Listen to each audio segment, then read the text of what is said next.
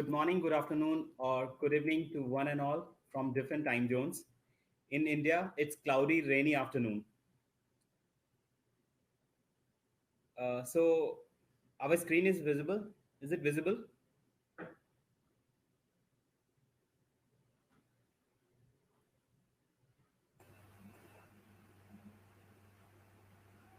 I think there is a glitch. I'm not sure if it's from my end. Okay. So I have shared the presentation. If the host can share the screen. We do see your presentation, but it seems to have, a bit of a issue loading. Special effects, indeed. Exactly, Inception. Yes. All right, so we're going to ask our technical team to step in and help with the presentation. Meanwhile, for the sake of time, you can start telling us more about it if you want.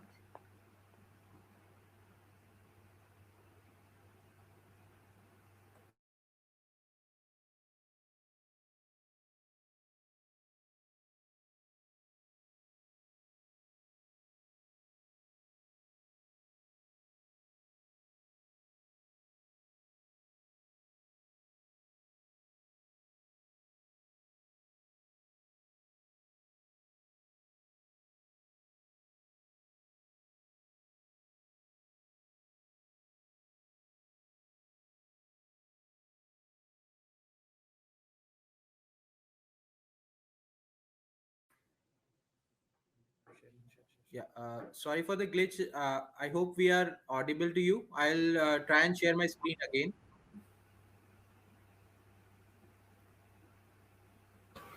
Maybe as you share your screen, talk, because otherwise you're going to lose a bit of time. So. Okay. Exactly. So, yeah. My timer is on. Okay, so before starting, on behalf of Adani Ports, we would like to thank UNGC and GCNI for giving this opportunity to represent Young India in Young SDG Innovator Summit.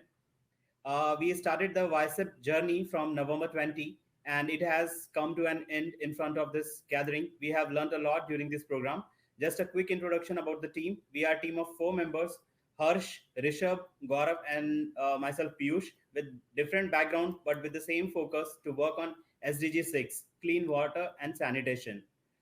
We are part of Adani Ports, which is India's largest private port operator, working with 25% of Indian market share, with market cap of USD 20 billion. APSEZ focuses on various ESG aspects, and ESG ratings by various agencies further confirm our dedicated efforts. Just to mention 2 points here: APSEZ is endorsing United Nations CO water mandate and has received B score in CDP Water Security 2020. Okay, so with this, I have already discussed the 3 slides. So Yeah. So hi everyone. As Piyush has mentioned, we have selected SDG 6. I'll take you through why we have selected SDG 6, that is clean water and sanitation. As you can see here, only 32% of the businesses have prioritized SDG 6. But on the other hand, SDG 6 is rated as top 5 risk globally from 2012 till date. Every time it is reappearing in the global risk which are identified. I'll take you to the next slide. So here is India as a country has taken up SDG 6 as a challenge, and you can see we have highlighted here and mentioned in the states in which we have our own ports. So as you can see, they are ranked in India on various places. So still there is a lot of work which needs to be done on SDG 6 in all the areas where we are working. So here we have highlighted 54% of the Indian population is in extremely high water stress area, as well as in 54% of the geographical area the groundwater level is depleting. India being dependent on monsoon rains for the water requirement, this becomes very critical that the groundwater is depleting. So here to emphasize on why we have selected SDG 6, we have jotted down the sites as well as the risk which are involved with each of them to better understand what we are targeting with our solution. So we came up with the main challenges which we feel, that is there are many ports which we have which are at present located in an extremely high water stress zone, as well as the water security and water depletion is medium to high or high in each of these locations, uh, and they are prone to cyclonic and natural disasters. Next. So here, what we have done after, as I've taken you through why SDG 6 in context of world and India. So now, moving ahead, we identified what all the withdrawal sources we have as a APSEZ at all our locations. So as we have port locations across the country, so you can see we are withdrawing water from various sources. So we have groundwater withdrawal, we have water taken from seawater, that is diesel, and the seawater, it is highlighted here, contributes to 28% of our water need. Also, we have identified the states in which we are working and from where they take the water, so that we can move to non-competing sources, that is to the sources which other users are not using for drinking purpose in broader sense.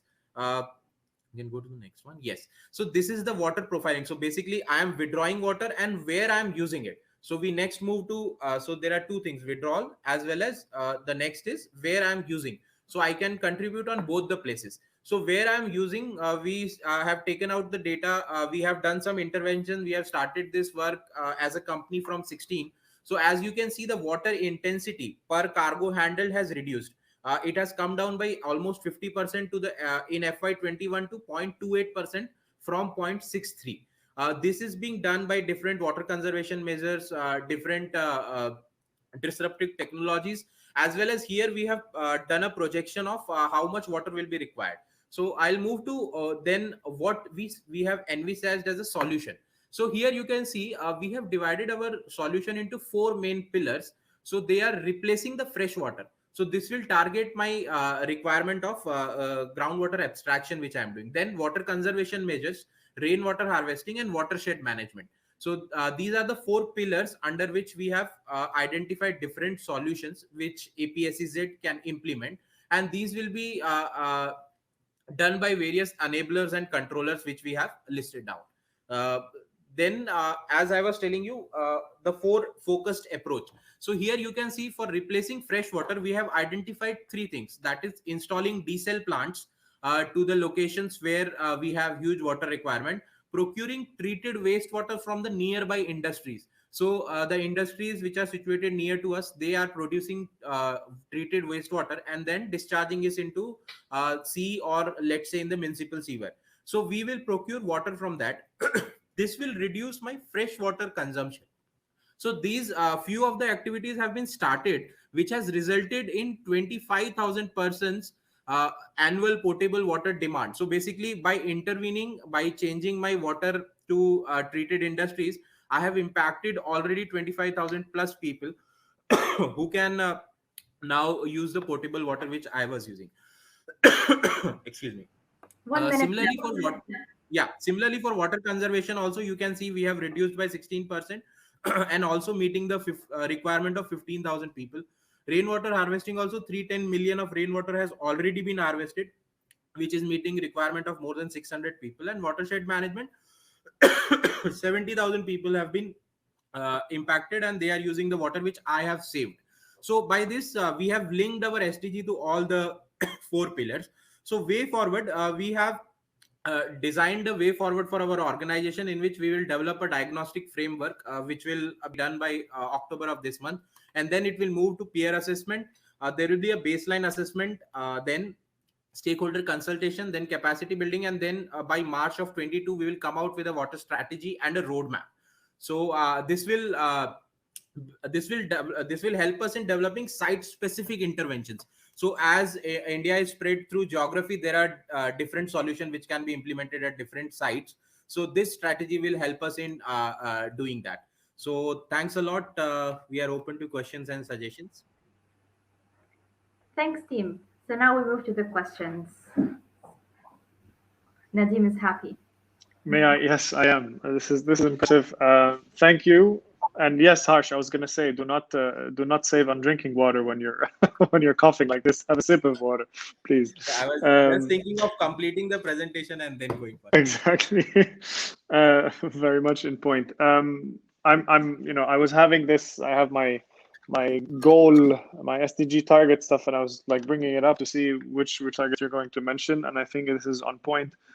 Congratulations on this presentation. I really like specifically the slide where you mentioned, what activities you have done, what is the impact that you've created, and you tied it specifically to the targets. The problem is clear. Your impact and how you're trying to reduce that negative impact is clear, and how you divided it up into sort of reduction, but also alternative ways of or alternative water sources. This is very clear. Congratulations on this. I think what I would have liked to see was perhaps forecasted impact of the solutions that you're building up in the plan to come. I think this could have been super interesting, because it will allow you to, I think, benchmark and see how you're doing based on these projections. That's it for me. Thank you, Nadim. We actually in the water strategy, the last slide which we had shown. So what happens is the locations are very situated at a very different geographical locations with different challenges. So what happens is I was not able to zero down on a number. So what will happen? I will be able to bring out that number by March 22 when I'll complete that study. So we understand that is one point which we also felt, but we had some issues in bringing that number out. So that's why. Completely clear. So that covers it. Thank you. And perhaps one additional small quick comment is that understanding impact versus effort, perhaps, of the different types of options you are suggesting. So what type of investment does it take to get that option to be running versus what impact does it create? Maybe something that could help management with the discussion, help you with the discussion with management in terms of what should we implement first, what is the investment needed, and what is that projected impact when you can bring it up in next year. Sure. Thanks, man.